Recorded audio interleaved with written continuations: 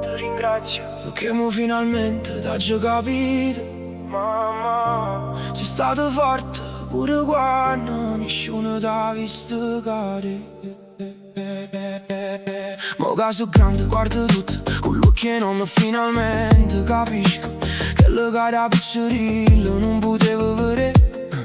Quante volte mi hai fatto credere che ero tutto a posto, mentre tu ti portavi in coppa e spalle preoccupazioni che non mi hai contato mai. Ridevo e tu ridevi con me senza farmi capire che certe volte ti sentivo solo. E mo mi fa male pensare a quante cose hai fatto per me senza aspettare un grazie. Mamma, ti ringrazio perché oggi so chi sono grazie a te. Mamma, sei stata forte pure quando in tuo cuore tenevo paura. Mi hai dato tutto pure quando tu tenevo poco e non mi hai fatto sentire manca niente. Ma tu guarda, mi pare strano vedere che pure tu ti stanchi da piccerilla. Ti credevi invincibile, non capisco che semplicemente scegli di essere forte per non fare a me. Quante volte te missi sempre all'ultimo posto per far crescere il futuro mio.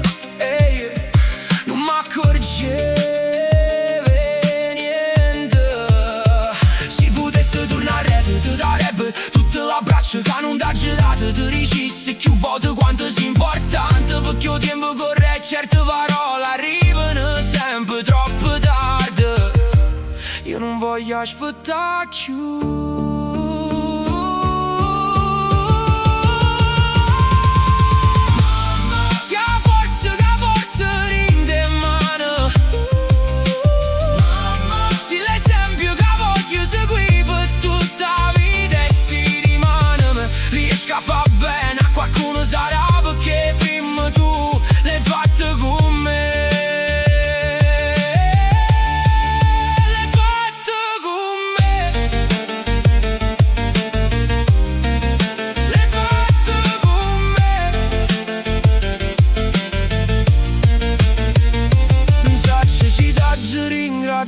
Abbastanza, ma oggi voglio che sai ogni cosa bella che sta in me.